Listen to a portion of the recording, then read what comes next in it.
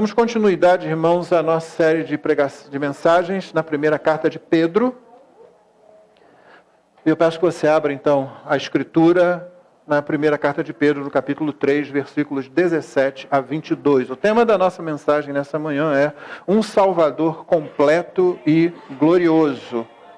Um Salvador completo e glorioso. Primeira carta de Pedro, capítulo 3, de 17 a 22.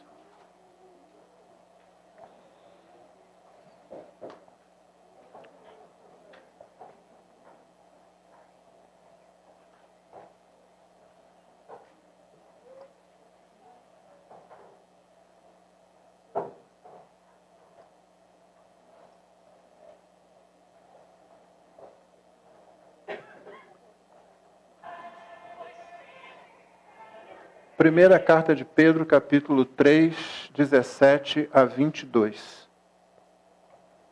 Diz assim a palavra do Senhor. Porque se for da vontade de Deus, é melhor que vocês sofram por praticarem o bem do que praticando o mal. Pois também Cristo padeceu uma única vez pelos pecados, o justo pelos injustos, para conduzir vocês a Deus, morto sim na carne, mas vivificado no Espírito, no qual também foi e pregou aos espíritos em prisão, os quais noutro tempo foram desobedientes, quando Deus aguardava com paciência nos dias de Noé, enquanto se preparava a arca, na qual poucas pessoas, apenas 8, foram salvas através da água. O batismo, que corresponde a isso, agora também salva vocês, não sendo a remoção das impurezas do corpo, mas o apelo por uma boa consciência para com Deus, por meio da ressurreição de Jesus Cristo, que depois de ir para o céu, está à direita de Deus, ficando-lhe subordinados anjos, potestades e poderes. Essa é a palavra de Deus. Tenho dito aqui, irmãos, que há certo texto na Bíblia que quando usam certas expressões, o pregador perde o povo. Por exemplo, quando Paulo fala em batismo pelos mortos, pronto, você quer pregar o texto todo de 1 aos Coríntios, mas a pessoa fica pensando nos mortos e como se faz esse batismo pelos mortos, e se era para fazer realmente isso. Os mormons levaram isso tão a sério e equivocadamente que acabam fazendo batismo pelos que morreram. Paulo não está ensinando a isso. Se você quiser saber sobre isso, procure a nossa série de mensagens em 1 aos Coríntios. Outras expressões são anjos, demônios. Paulo fala em 1 Coríntios 5 que a alma de uma pessoa impenitente deve ser entregue a Satanás. O corpo deve ser entregue a Satanás para que a alma seja salva. Aí pronto, você esquece tudo que está no resto do capítulo, que é um capítulo considerável, você fica só ali com o diabo, abraçado com ele. Se você vai ler Colossenses, tem lá um grupo que parecia estar fazendo culto dos anjos. Aí pronto, você esquece a suficiência de Cristo, que é o grande tema daquela carta, para ficar lá preso no anjo que está voando, tentando voar com ele. Quando o texto apresenta certas dificuldades assim, nós corremos esse risco. Se você está nessa igreja há algum tempo e tem estudado a Bíblia aqui, então você já aprendeu que não é assim que a gente lê as Escrituras. A gente lê a Escritura como um todo. A gente lê as Escrituras dentro do seu contexto. A gente lê um versículo dentro do seu contexto. Toda vez que alguém chegar para você com um único versículo apresentando uma dificuldade, você já sabe que aquela pessoa tem uma deficiência em se aproximar das Escrituras da forma correta. Então, não se apresse em dizer esse texto significa isso ou aquilo. Seja mais útil, ajude aquela pessoa a compreender que a palavra de Deus não é picotada em diversas partes, ela não é uma caixinha de promessas como havia antigamente, uma caixinha que tinha vários versículos ali completamente fora de contexto, e infelizmente as pessoas davam aqueles versículos no sentido que bem queriam, porque não tinham o contexto dos versículos. Alguns não eram tão problemáticos, mas a maioria exigia o contexto. Essa é uma primeira coisa que você tem que ter em mente. A segunda coisa que você tem que ter em mente quando se aproxima desse texto é que esse é um dos textos mais difíceis do Novo Testamento para ser interpretado.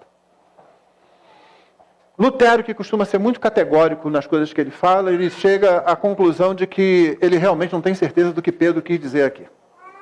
O que nos chama a atenção é que na segunda carta de Pedro, ele fala que o apóstolo Paulo é que tem certos textos difíceis de entender. E aí ele faz isso aqui. Vamos chegar no céu e falar com Pedro. Você fica jogando na conta de Paulo, mas olha aí o que você fez, cara. Preste atenção no que você está fazendo. É um dos textos mais difíceis, talvez mais do que qualquer um que Paulo tem escrito, inclusive. É difícil chegar a qualquer conclusão de fato. E por isso eu vou começar essa mensagem eliminando essa parte, a fim de que você não fique distraído e pensando nela o resto da mensagem, não ouvindo mais nada do que o texto tem a dizer. Tá? Então, os versículos que têm problemas para nós aqui são o final do versículo 18 e até o versículo 20. Que dizem assim: morto sim na carne, mas vivificado no espírito, no qual também foi, e pregou os espíritos em prisão, os quais, noutro tempo, foram desobedientes quando Deus aguardava com paciência nos dias de Noé, enquanto se preparava a arca, na qual poucas pessoas, apenas 8, foram salvas através da água. As perguntas que precisam ser respondidas aqui é: em que estado Jesus foi? Foi na ressurreição dele? É isso que significa vivificado no Espírito? Porque pode significar ressurreição, como alguns pensam, mas pode significar simplesmente o reino ou a condição espiritual, em oposição ao que foi dito antes. Morto, sim, na carne.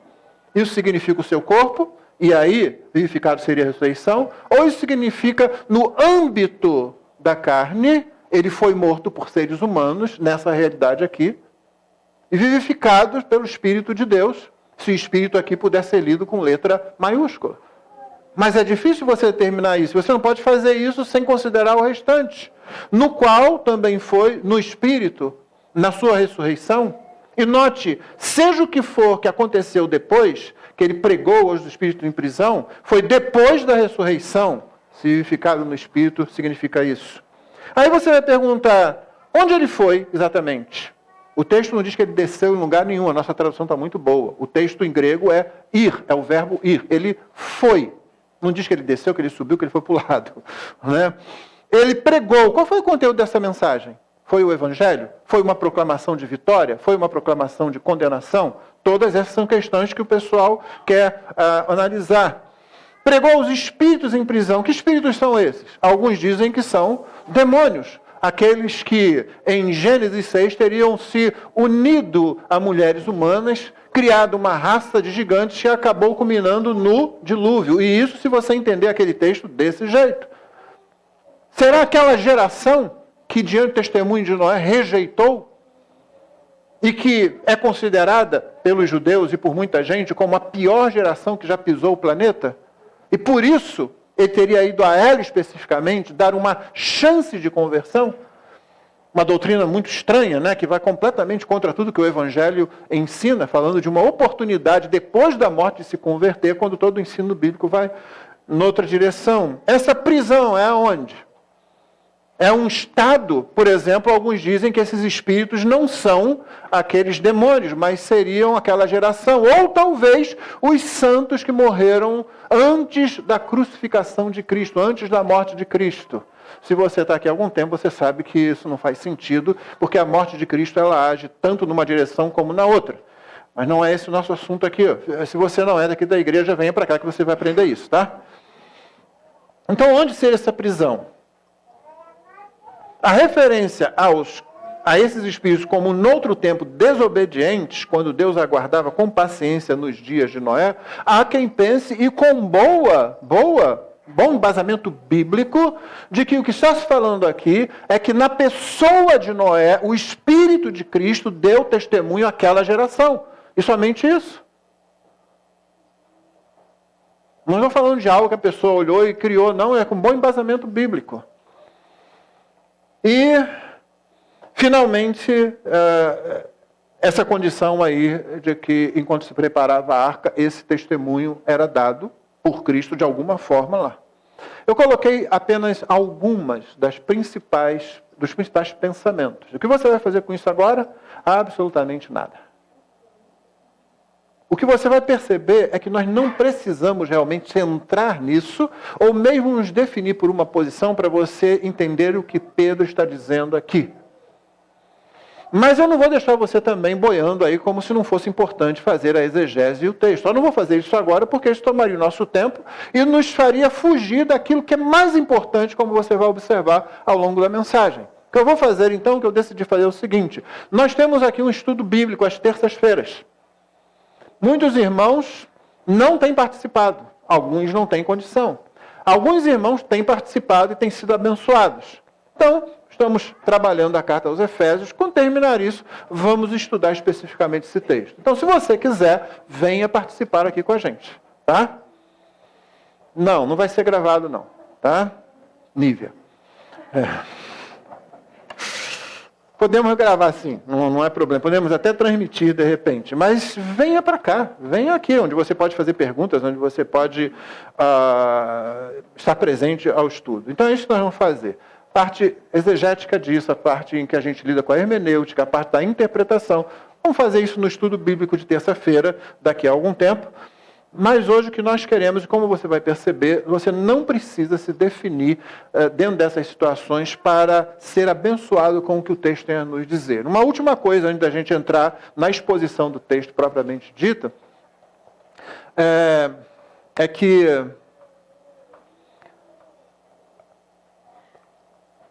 a Bíblia,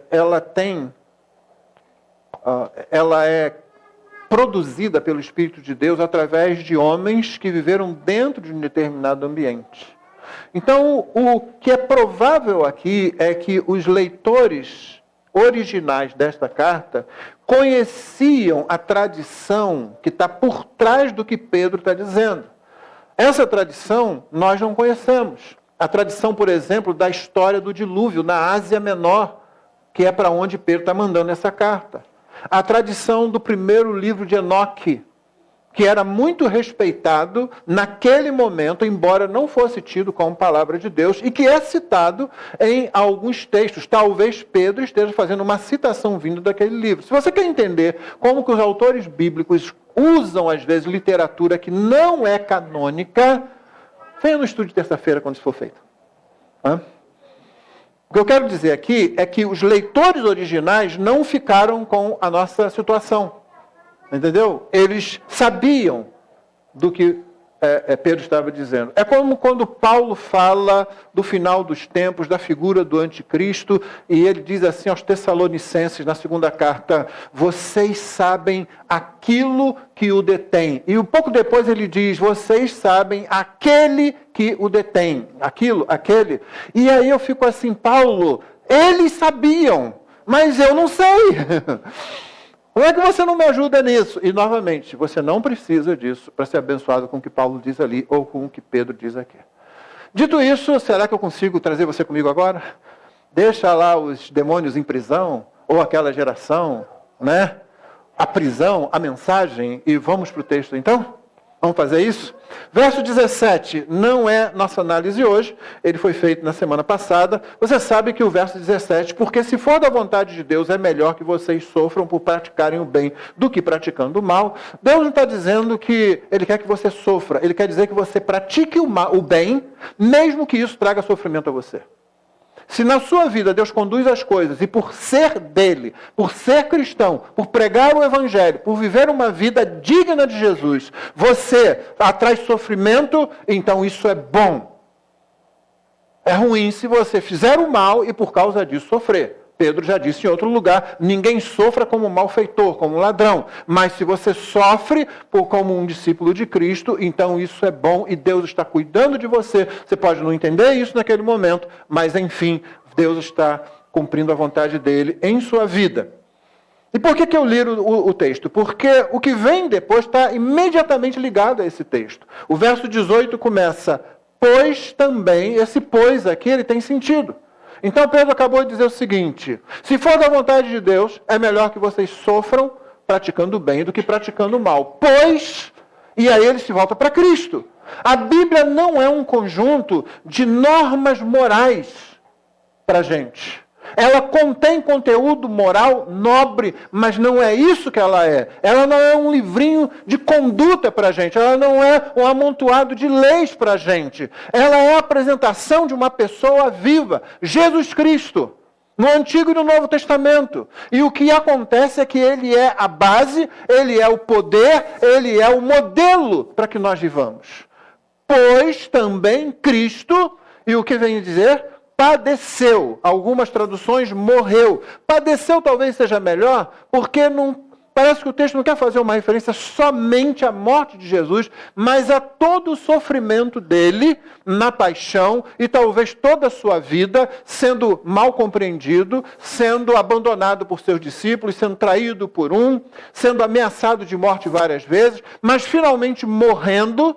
Então padeceu. E aí o que se diz? Primeiro, uma única vez. O ensino disso é que não existe nada para ser feito com relação a pecados. Cristo fez uma única vez, foi suficiente, foi completa. Não precisa ser completada com nada, não precisa de acréscimo de coisa alguma. Não existe outra coisa para ser feita. Não existe religiosidade, espiritualidade, não existe bondade produzida, atos bondosos, não existe sacrifícios a serem feitos.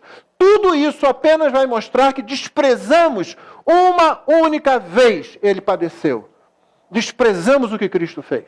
Ou você se rende àquilo que Cristo fez e desiste de fazer qualquer coisa para perdão dos pecados, ou você então está dizendo que Cristo não foi suficiente. Segundo, diz que foi pelos pecados. Cristo padeceu uma única vez pelos pecados. Cristo não veio ser um bom exemplo. Cristo não é um grande professor, um grande mestre de espiritualidade. Sim, talvez você possa dizer, mas ele é um bom professor, ok? É um bom exemplo, ok? Mas não foi isso que ele veio fazer primariamente. Cristo veio morrer pelos pecados. Quando o anjo anunciou a José o nascimento de Cristo, deu o nome para ele. O seu nome será Jesus, que significa Yahvé salva, ou Deus é salvador. E deu a razão, porque ele salvará o seu povo dos pecados dele. É isso, ele veio, padeceu uma única vez pelos pecados. O que mais se diz no verso 18? Justo pelos injustos. Não foi somente um sofrimento injusto de Cristo. Quando você vê as acusações, quando você vê o processo criminal que os judeus fizeram, que o Sinédrio, grande corte judaica, fez, você vê tudo que é irregularidade presente ali. Parece até que eles reencarnaram atualmente aqui no Brasil. Mas a gente não crê em reencarnação, né? Então deixa para lá. Não foi somente um sofrimento injusto, mas foi um sofrimento imposto pelos próprios injustos. O sofrimento de Cristo foi injusto, imposto pelos próprios injustos e foi a favor desses injustos. Foi uma única vez, foi pelo pecado, foi pelos injustos. Ele está dizendo, olha, se você vai praticar o bem e por causa disso vai sofrer, Cristo, ele padeceu uma única vez pelos pecados, o justo pelos injustos. Você está em boa companhia. Finalmente, com um propósito, para conduzir vocês a Deus. Esse é o propósito. Ele resolveu o problema do pecado para conduzir a Deus. Cristo pega pela mão aqueles que creem nele e os conduz, os leva e os coloca na presença do Pai e você não sofre morte eterna. Se você entra na presença do Pai, se você entra na presença do Deus Trino com Jesus, o único advogado que nós temos, você entra como parte da família, você não entra como réu de juízo eterno. Já passei pelos versículos 18c, última parte do 18c e 20, até o 20, falando das dificuldades, dos problemas. Então agora como é que a gente se aproveita disso? Seja qual for o significado que você atribuir a esse texto, o que a gente pode afirmar é o seguinte: Jesus foi vindicado, ou seja, sua perfeita obediência, justiça, sua submissão ao Pai durante o estado de humilhação, ou seja, durante o seu ministério terreno, a sua morte expiatória, o texto já disse, o justo pelos injustos. A morte de Cristo, ela é substitutiva e ela é expiatória, ou seja, ela expia o pecado, ela paga o preço do pecado, ela paga a dívida. Enfim, toda a sua obra e sua pessoa foram reconhecidos como justas, perfeitas, em plena harmonia com a lei e o caráter do Pai. É isso que significa vindicado. Aquele que foi acusado disso, acusado daquilo, foi vindicado. Ou seja, todo o seu ser, toda a sua pessoa, toda a sua obra foram reconhecidas como justas, perfeitas, em plena harmonia com a lei e o caráter do Pai. Sua obra redentora, mais ainda então, também foi reconhecida como poderosa para salvar os piores pecadores e levá-los à presença do Pai em plena reconciliação do pecador com o seu Criador. Além disso, o fato de Jesus ter sido vindicado aponta para a vindicação dos seus seguidores. Veja na sequência o versículo 21. Deixamos o versículo 20 para trás, então o versículo 21, que diz assim: o batismo que corresponde a isso que? As águas do dilúvio. Pedro tinha acabado de falar de Noé, Pedro tinha acabado de falar da arca, Pedro tinha falado que só 8 pessoas foram salvas, e ele usa uma expressão interessante. Ele não diz que eles foram salvos através da arca, mas que eles foram salvos através das águas. E quando ele fala isso, ele continua. O batismo que corresponde a isso, o antecessor, o antecedente desse pronome, isso é as águas, a última palavra que ele tinha usado, as águas do dilúvio. O batismo agora também salva vocês, não sendo a remoção das impurezas do corpo, mas o apelo por uma boa consciência para com Deus por meio da ressurreição de Jesus Cristo. Nós tendemos a exagerar o significado do batismo nas duas direções. Ou o batismo regenera, ou o batismo é só um ritual religioso sem maiores implicações. Outros erros que a gente comete com relação ao batismo. O batismo depende só da pessoa que quer ser batizada. Outro erro, o batismo transmite algum poder de santidade ou de perdão. Outro, o batismo garante a salvação. Tudo isso são erros que a gente, às vezes, incorre com relação ao batismo. Mas o texto diante de nós exige uma olhada para as águas do dilúvio. Pedro está fazendo essa conexão. Aquelas águas, elas vindicaram Noé.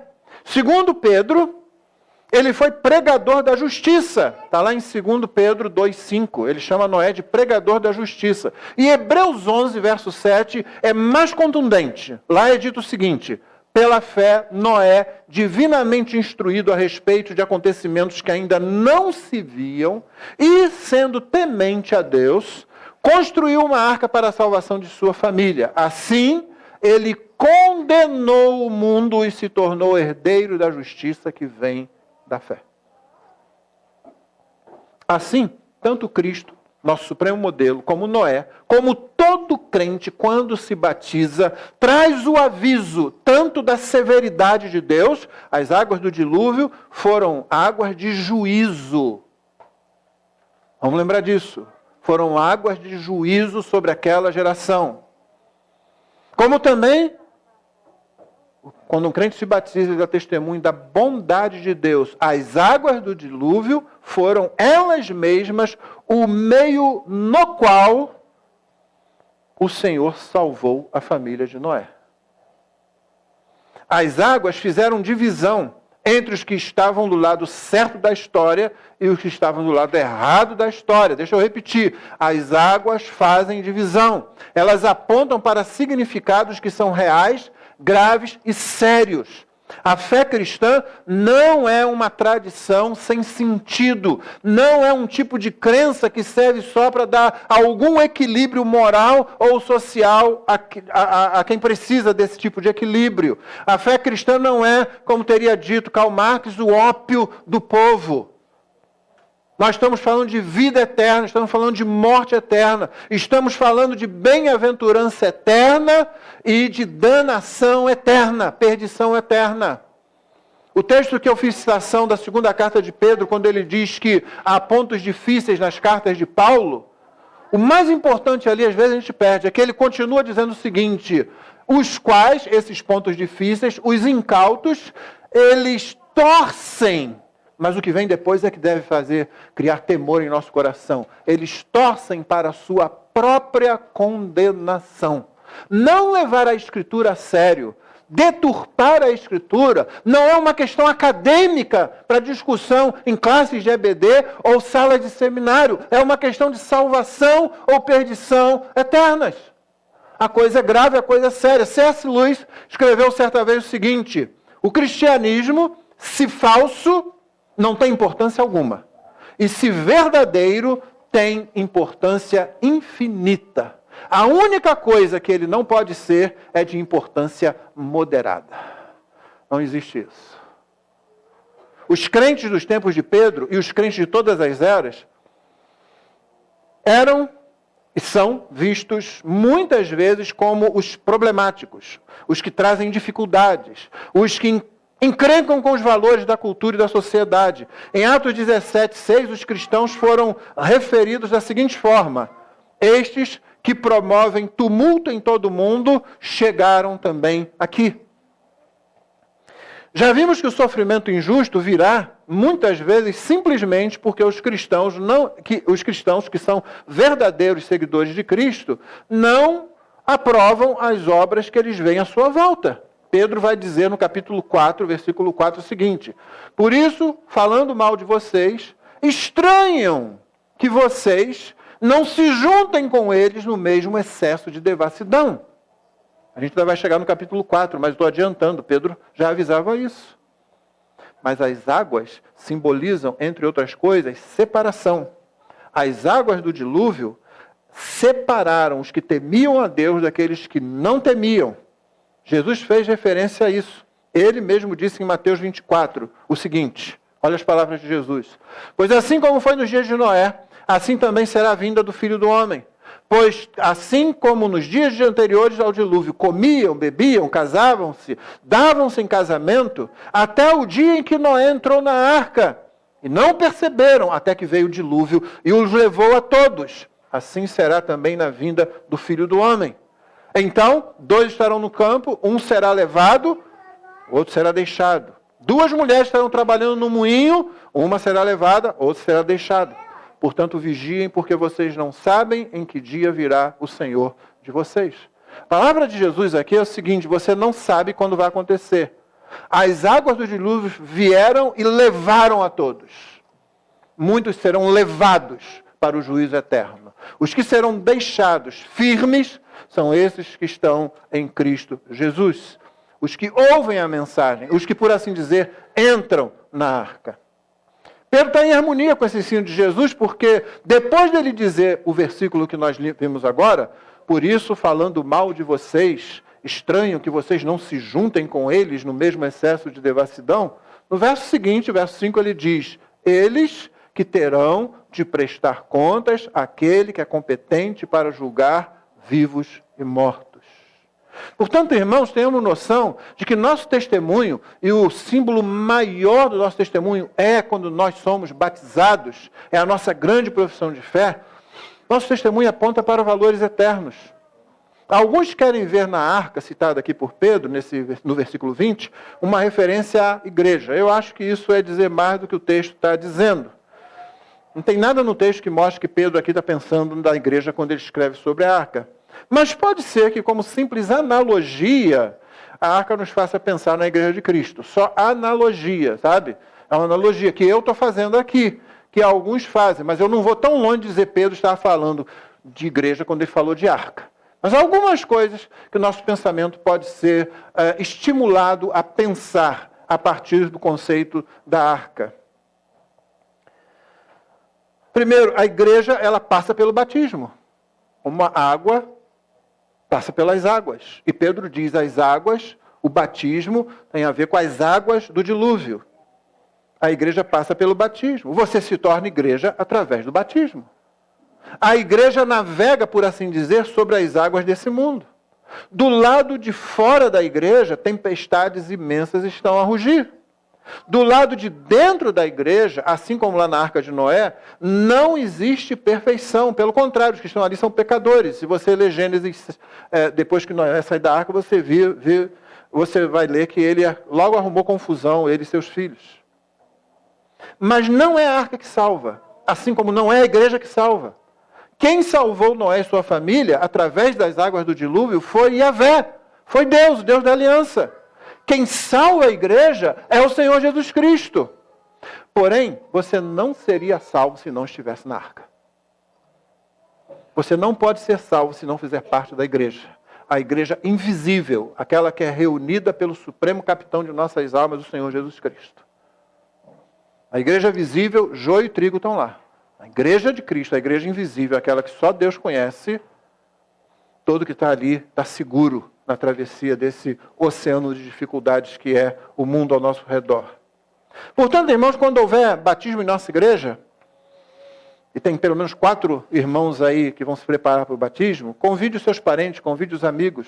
Os que vão ser batizados, esse é um ótimo momento para você chamar seus parentes e amigos. Fica pensando que a igreja pequena não chama. Os membros da igreja vão lá para cima. Eles já viram outros batismos. Traz o seu parente, que não é crente. Não é para trazer os crentes, não. Crente não precisa disso. Se for crente, então deixa os nossos aqui. Mas traga o seu parente não crente. Traga aquele que não entende. Aquele que está pensando que você está apenas se tornando parte de algum tipo de clube. Para que ele ouça a mensagem, para que ele entenda que essas águas dividem. E não dividem simplesmente 2 grupos antagônicos. Dividem entre vida eterna e morte eterna. Quando você faz isso, quando você desce as águas do batismo, você está dizendo, como o apóstolo Paulo disse, eu morri para o mundo e agora eu vivo para Jesus.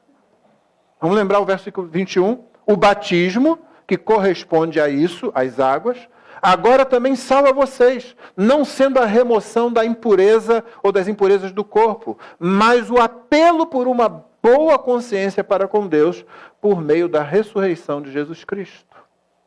Então, note uma coisa agora. Com todo o forte simbolismo que o batismo tem, não há poder nas águas do batismo nem para lavar as impurezas do corpo. Eu costumo dizer para o pessoal que vai ser batizado, toma banho antes de vir para cá, tá? Não vem pensando que você vai tomar um banho aqui, não. Toma um banho, chega aqui limpinho, porque as águas do batismo não vão fazer isso. Para começar, nem a corrente aqui. Quem dera a gente pudesse batizar num rio, né? De repente, dependendo do crente, a gente já deixava ele embora com a correnteza, vai para o céu e não arruma problema aqui, né? Mas, enfim, aqui eu não posso fazer isso, ainda mais porque está sendo filmado, aí é prova contra mim mesmo, né? Se a purificação que tivesse em vista fosse esse tipo de purificação, aí era fácil da gente resolver com uma boa escovada, pronto. Mas não é isso, o problema é bem mais sério. Trata-se, como Pedro diz, de boa consciência para com Deus. Aí a coisa pega, como a gente costuma dizer. Quem se atreve, irmão? Quem ousa? Quem se arrisca? Jesus disse o seguinte a Nicodemos, no capítulo 3 do Evangelho de João. A condenação é esta. A luz veio ao mundo, mas os homens amaram mais as trevas do que a luz, porque as suas obras eram más. Pois todo aquele que pratica o mal detesta a luz e não se aproxima da luz para que as suas obras não sejam reprovadas. Quem pratica a verdade se aproxima da luz para que as suas obras sejam manifestas, porque são feitas em Deus. De novo, quem é que vai se arriscar? Deus é um juiz que vê o que nenhum outro juiz vê, o coração, a própria sede da consciência, segundo a Bíblia. Veja o que diz Hebreus no capítulo 10, verso 22. Aproximemo-nos com um coração sincero, em plena certeza de fé, tendo o coração purificado da má consciência. Nenhum pecador ficará em pé diante do trono de Deus e prevalecerá. Por isso é que Pedro logo completa. Olha como é que ele completa o versículo. Ele disse, não sendo a remoção das impurezas do corpo, mas o apelo por uma boa consciência para com Deus, o que é que vem depois? Por meio da ressurreição de Jesus Cristo. Sim, somente o poder de Cristo, por meio da sua ressurreição, pode socorrer a nós, pecadores, diante da justiça divina. A ressurreição de Jesus é a prova de que ele foi completamente aprovado pelo Pai. Deixa eu ler para você o contexto do versículo 22 que eu li, de Hebreus 10. O contexto maior. O autor diz assim, portanto, meus irmãos, tendo ousadia para entrar no santuário pelo sangue de Jesus, pelo novo e vivo caminho que ele nos abriu por meio do véu, isto é, pela sua carne dilacerada, sua morte, e tendo grande sacerdote sobre a casa de Deus. Você viu como ele preparou o terreno? Você tem que ter ousadia, pode ter ousadia. Você pode ter ousadia para entrar na presença de Deus, mas olha só aqui, pelo sangue de Jesus, pelo novo e vivo caminho que ele abriu através do véu na sua morte, tendo Jesus como grande sacerdote sobre a casa de Deus, aí ele diz, aproximemo-nos com o coração sincero, em plena certeza de fé, tendo o coração purificado da má consciência e o corpo lavado com água pura, provavelmente uma alusão ao batismo. Guardemos firme a confissão da esperança sem vacilar, pois quem fez a promessa é fiel. Cristo é de fato um Salvador completo, irmãos. Ele coloca a justiça de Deus do nosso lado e nós somos vindicados. Ele coloca o mundo que nos acusa em perspectiva e o mundo é condenado. Ele nos dá completo acesso ao trono de Deus e nós somos atendidos. Não é de se estranhar que Pedro termine esse parágrafo, no versículo 22, mencionando a glória desse poderoso Redentor. Olha o que diz o verso 22. Ele, depois da sua ressurreição, depois que ele foi aos céus, que ele ressuscitou, ele depois, verso 22, que depois de ir para o céu, está à direita de Deus, ficando-lhe subordinados anjos, potestades e poderes. Agora, essa é uma afirmação muito gloriosa. Eu não sei se a gente consegue perceber tudo que está envolvido aqui.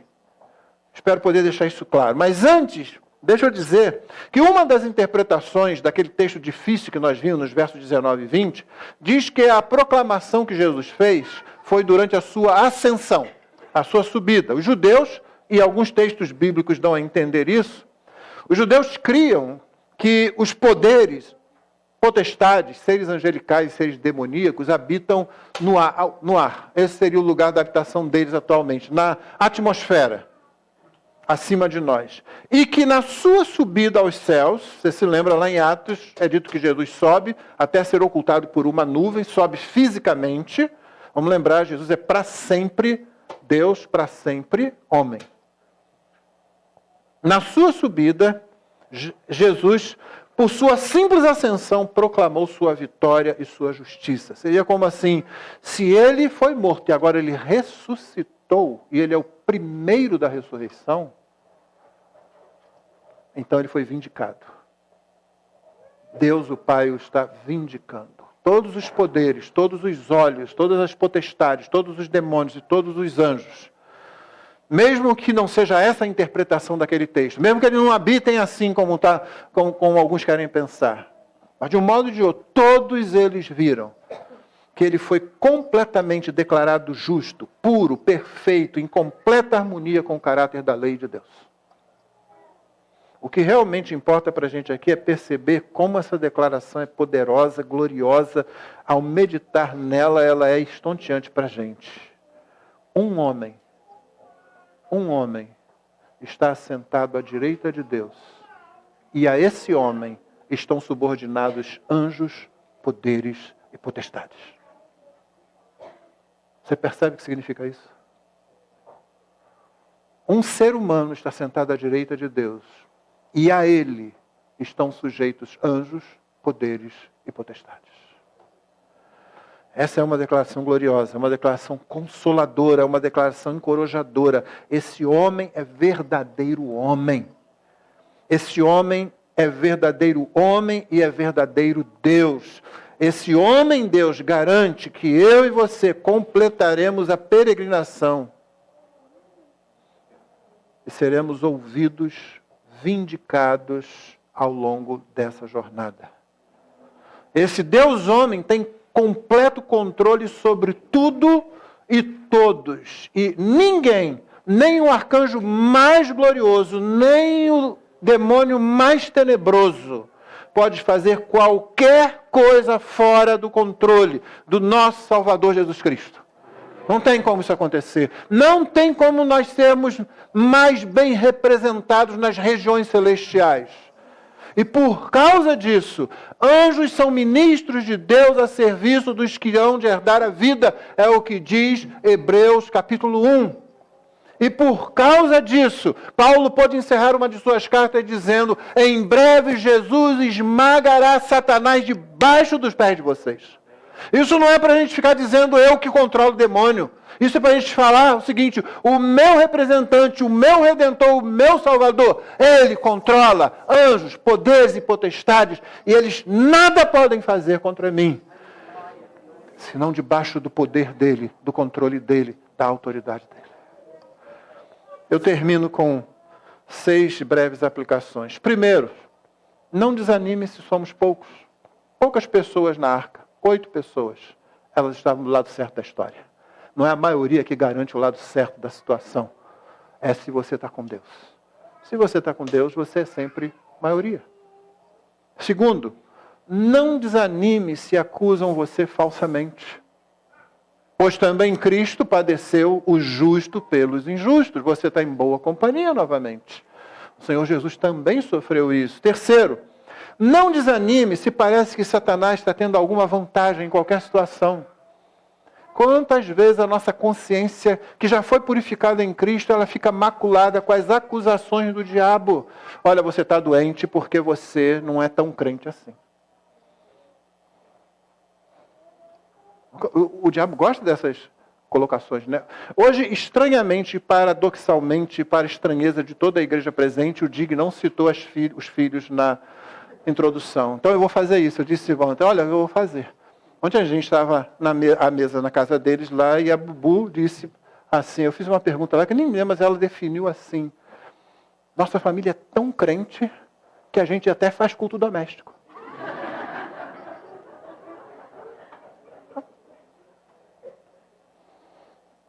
Talvez a sua família não faça culto doméstico. O culto doméstico é uma ótima coisa, irmão, para você fazer.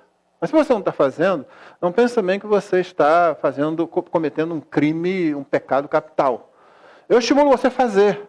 Seus filhos vendo você orando junto com seus filhos, você vendo quão importante para você Cristo é, e seus filhos vendo que você vive isso, olha, isso é de valor inestimável. Mas não deixe que qualquer atividade na igreja, qualquer coisa na igreja, seja usada pelo diabo para macular a sua consciência. Você não orou hoje de manhã. É por isso que você está com essa dor aí na coluna agora. Então, irmãos, algumas coisas que você faz trarão consequências ruins sobre a sua vida. É por isso que Pedro diz, olha, não sofra como malfeitor.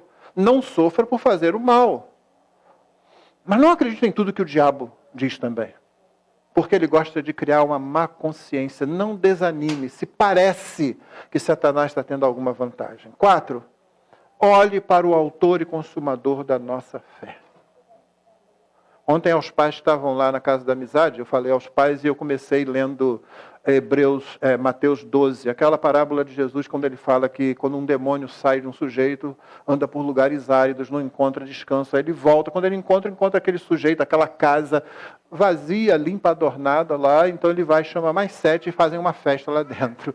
Jesus diz assim, o estado daquele homem, o último estado é pior do que o primeiro. Eu perguntei para eles se eles gostavam desses filmes de terror, que os demônios se apossam das pessoas e a pessoa fica girando o pescoço, assim, 360 graus dando volta, ou se gosta que eu bota a pessoa para andar de cabeça para baixo no teto. E principalmente a telecinese. E alguns disseram que estavam interessados nessa última. Telecinese é aquele negócio, você quer fechar a porta, você não precisa ir lá, você dá uma olhada e ela fecha. Já viu? O sujeito possuído por um demônio nos filmes sempre faz essas coisas, né? Apaga a luz, acende, fecha a janela. Maravilha, né? Pudesse ter isso. Eu disse para aquelas pessoas, olha, se esse fosse todo o trabalho do diabo, a gente está bem. A gente consegue lidar com essas coisas. O trabalho do diabo não é isso. O trabalho do diabo é trocar a verdade e colocar no lugar dela a mentira. Mas eu disse que eu não ia tratar de demonologia, eu não ia falar sobre demônios ontem. E encerrei essa parte dizendo o seguinte, o que vocês precisam, na verdade, é conhecer Jesus. Vocês não precisam conhecer tanto sobre o diabo e seus demônios. Vocês precisam conhecer sobre Jesus e sua salvação, Jesus e sua soberania, Jesus e sua autoridade, Jesus e sua beleza, Jesus e sua capacidade de guardar o seu povo. Você conhece Jesus, o problema dos demônios está resolvido. Conheça, olhe o autor e consumador da nossa fé. Olhe para ele. E quinto, conheça e prossiga em conhecê-lo. Não é simplesmente conhecê-lo, mas prosseguir nesse conhecimento. E finalmente, confie que ele dirige sua vida e descanse nele. Sim, pode ter coisas na sua vida que você talvez não quisesse que fosse assim. Nós cantamos aqui uma canção da qual eu gosto muito. Acho que foi uma das primeiras que eu ouvi aqui. Além dessa que nós cantamos hoje, Vem Derrama Paz. Mas essa outra canção diz: gosto do teu jeito de agir e do modo como tu operas em mim, Senhor, grandes coisas. E a verdade é que a gente não gosta sempre. A gente canta isso, mas sempre que eu canto isso, eu fecho um olho assim, olho para Deus assim, sabe? Gosto do teu jeito de agir? Não é verdade. Eu sei que o Senhor está fazendo bem para mim. Eu sei que o Senhor está me aperfeiçoando em Cristo. Eu sei que o Senhor está me humilhando. Eu sei que o Senhor está me mostrando que eu dependo mais de Ti do que eu penso. E por isso, eu me curvo diante dEle. Mas como o próprio apóstolo Paulo disse, a repreensão, a correção, no momento que ela é aplicada, nem sempre é boa, mas no fim, ela produz vida eterna. Confie que Jesus está cuidando de você, porque Ele está cuidando de você. Ele foi vindicado e Ele é soberano sobre todos os poderes existentes. Ele é soberano sobre anjos, potestades, poderes. Ele é soberano sobre todo o governo da terra, todo o governo humano. Todo o coração humano. Sejam dos que creem, confiam nele, sejam daqueles que não fazem. Ele é Senhor. É isso que Pedro quer que a gente entenda aqui, que não importa o sofrimento que venha injustamente, você tem um Salvador que está acima de todas as coisas, que é um representante humano daqueles que não estão mais em Adão, mas estão em Cristo, e que debaixo desse senhorio você é guardado na peregrinação e você vai chegar até o final. Vamos orar? Vamos ficar de pé.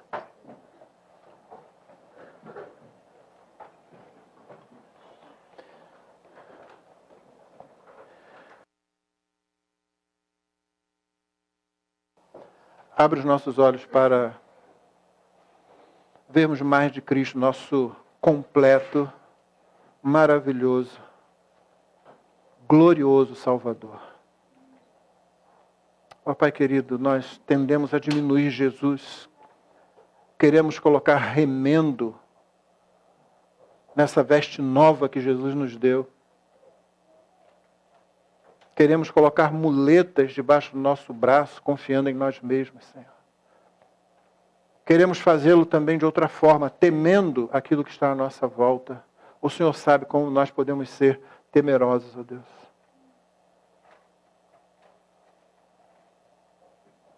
Ajuda-nos, Senhor, a olhar para Jesus, cujo único temor, se assim pudermos dizer, foi o de desagradar o Pai. E ainda diante da dor insuportável da separação do Pai, da dor insuportável de receber a culpa dos pecados que não eram dele, ele disse: seja feita a tua vontade, como tu queres e não o que eu quero. Ajuda-nos a falar como Jesus, Senhor, olhando para Ele, que é o autor e consumador da nossa fé, e nos firmando nele. Abençoa aqueles aqui, Senhor Deus, que às vezes estão insatisfeitos com aspectos de suas vidas. Que eles sejam lembrados pelo Teu Espírito Santo, através da pregação, do ensino que têm recebido aqui. E que o Senhor é quem os conduz, e de que a vida de cada um está escondida em Ti, na pessoa de Cristo Jesus, Senhor. Ajuda-nos, Senhor Deus, quando não entendemos o que está acontecendo, a continuar obedecendo ao Senhor e a servir ao Senhor. Porque o Senhor sabe todas as coisas. Ajuda-nos a não desanimar quando somos poucos, quando parece que as multidões estão ao nosso redor, clamando para que nos calemos. Lembra-nos, Senhor Deus, que Cristo vai à nossa frente, com Ele somos vitoriosos sobre qualquer coisa.